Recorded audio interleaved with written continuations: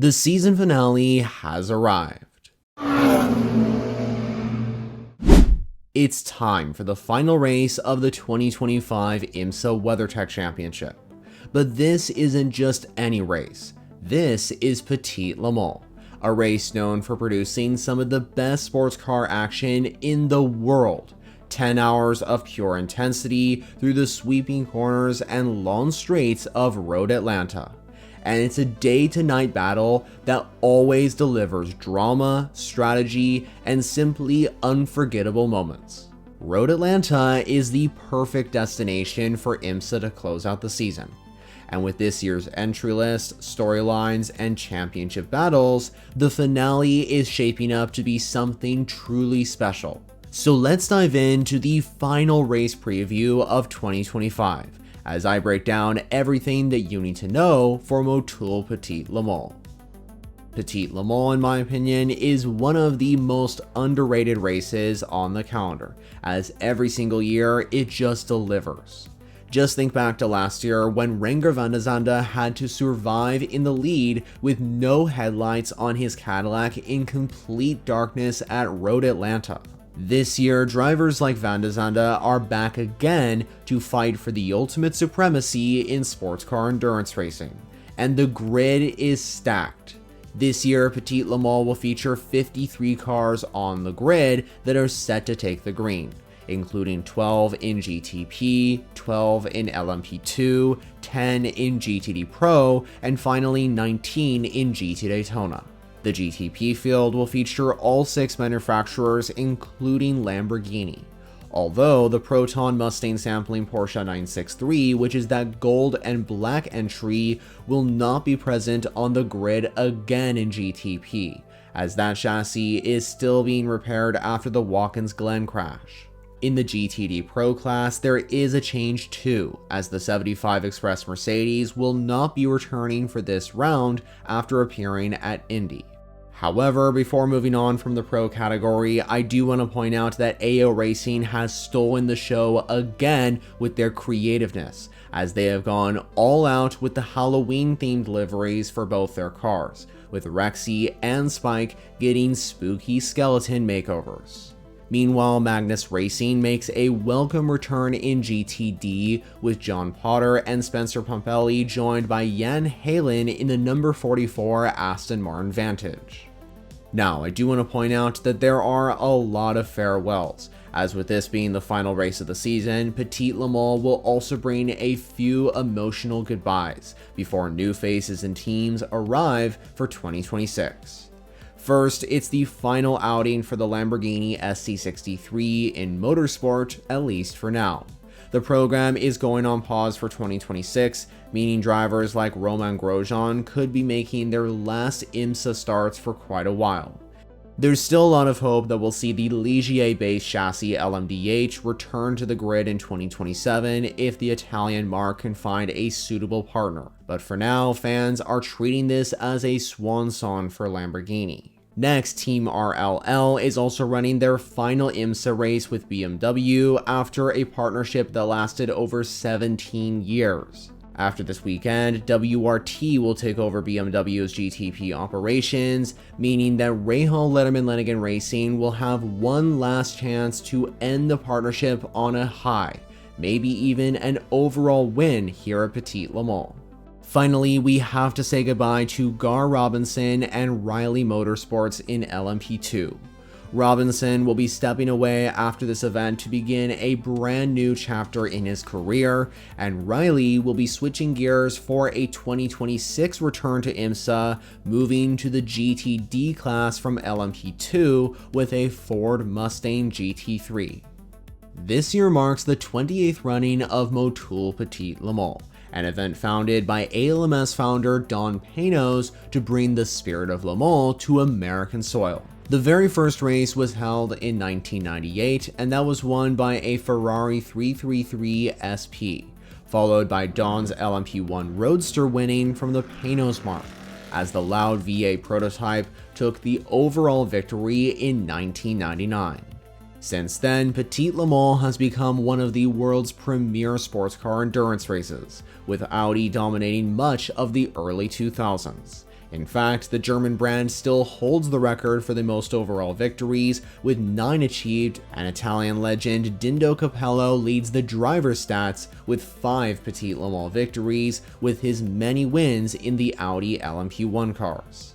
Last year, the overall victory was claimed by Cadillac and Chip Ganassi Racing, when drivers Sebastian Bourdais, Renger van der Zande, and Scott Dixon piloted the pink 01V Series R to victory lane in CGR's final race, which was because of that fantastic stint by van der Zande in the night, which I mentioned earlier on. Oh, and by the way, here's a fun fact. Despite Chip Ganassi not competing in the event this year, their former winners, Bourdais, van der Zande, and Dixon will still be on the grid in 2025. With van der Zande and Dixon racing the Acura ARX06 prototypes, and Bourdais competing in LMP2 for Tower Motorsports. Coincidentally, in recent times, the overall victories of Petite Le Mans have been won by teams saying farewell to IMSA. First looking back to 2021, when Mazda Motorsports won in their final race in IMSA with the RT24P DPI. Then in 2023, Meyershank Racing won overall right before they said goodbye to IMSA for a year. And most recently, as I mentioned just a moment ago, Chip Ganassi with Cadillac in 2024.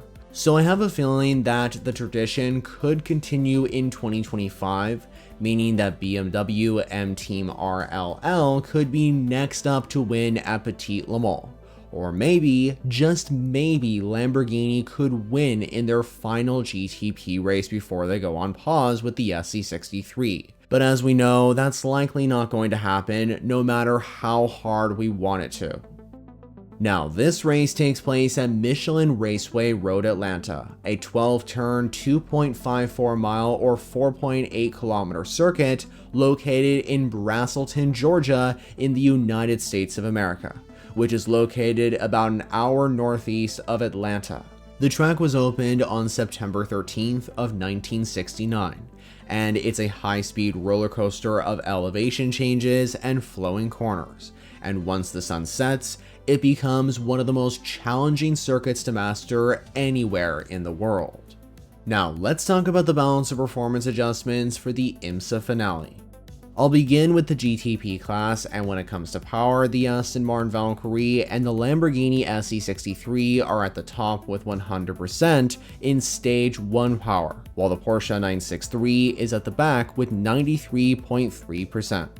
Meanwhile, in Stage 2 power, the Aston Martin and Lamborghini are once again at the top with BMW's M Hybrid V8 registered at the back with 96%. Then when it comes to the weight of these cars, again the Aston Martin Valkyrie and the Lamborghini SC63 remain the lightest cars in GTP with 1,030 kilograms or 2,270 pounds of weight for those two cars, while the 963 is again at the back of the field. Finally, when it comes to stint energy, the Lamborghini SC63 is at the top of the list with 907 megajoules, while again the BMW M Hybrid V8 is at the back as it was at Indy with 887 megajoules. Let's now move on to the BOP for the GT Daytona categories for Petite Le Mans. On the power side, in Stage 1 power, the Ford Mustang GT3 is at the top with 100%, while the Ferrari 296 is at the back with 86.8%. Meanwhile, in Stage 2 power, the Porsche 911 GT3R has the most with 98.3%, while the Ferrari 296 is once again at the back with 86.2%. Then when it comes to weight, there's a change because the Aston Martin Vantage is now the lightest car on the grid, while the Chevrolet Corvette continues to be the heaviest. Finally, in stint energy, there are changes here as well, with the Lexus RCF GT3 registered at the top with 972 megajoules, while the Porsche 911 GT3R is at the back with 888 megajoules. As it's the season finale, every championship will be decided here at Michelin Raceway Road Atlanta. I'll begin with the GTP class. Ever since the opening round at Daytona, it's been Porsche Penske Motorsport leading the standings, and they're the team to beat heading into Petite Le Mans. The number 6 Porsche of Cam Jam is ahead of the sister number 7 car by 131 points, with the number 24 BMW, which sits in third, a further 14 points behind the number 7. Moving on to LMP2, and the title fight is down to just 2 teams. The number 99 Spike entry currently sits in first position with 1,972 points. And for United Autosports to take the title, they would need to win Petite Le Mans in class and hope AO Racing finishes 5th or lower, or perhaps 4th, with a significant swing in qualifying points for the 22. But given the gap and the number 99's momentum recently, AO Racing are the clear favorites for the title. Compared to the prototype battles, GTD Pro is where things really heat up. The number 3 Corvette from Pratt Miller Motorsports, driven by Antonio Garcia and Alexander Sims across the season, leads the way with 2,942 points, just 18 points ahead of the number 81 Dragon Speed Ferrari. Behind them, the number 64 Ford Mustang from Multimatic Motorsports and the defending champion, the number 77 Rexy Porsche from AO Racing, sit in 3rd and 4th respectively. Realistically, this championship will come down to the number 3 Corvette and the number 81 Ferrari, with both entries in the fight for the overall team, driver, and manufacturer's crowns. Speaking of the manufacturer's championship, that battle might be the closest of all. Chevrolet leads Ferrari by 46 points, Ford is 62 points back, and BMW trails by 80 points to Chevy, largely thanks to those 2 Paul Miller Racing entries. In GTD, the story is a little more straightforward. Windward Racing is on the verge of going back-to-back as champions. Philip Ellis and Russell Ward in the number 57 Mercedes hold a massive 224-point lead over the number 27 Heart of Racing Aston Martin Vantage. At this stage, it would take something extraordinary to deny Windward the championships in the drivers and team standings. Alongside the main event, IMSA will host 4 support series throughout the weekend, including the Michelin Pilot Challenge, the VP Racing Sports Car Challenge, the Porsche Carrera Cup of North America, and the Whelen Mazda MX-5 Cup. Now, it's very important for you to know that Motul Petite Le Mans this year will be going green on Saturday, October 11th, at approximately 12:10 p.m. local time. If you're in the US, you can catch the entire race live on Peacock and the USA Network. And for international fans, the full race will be streamed on IMSA TV and on IMSA's official YouTube channel. And of course, I'll be covering the race live here on this channel as well, so make sure to tune in to the streams that are coming on Saturday.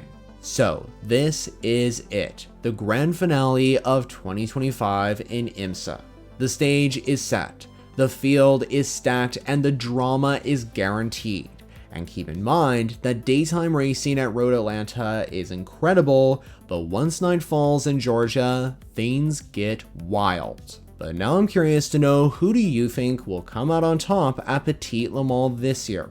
And are you excited for the final race of IMSA in 2025? Well, be sure to let me know all your predictions and thoughts in the comments below.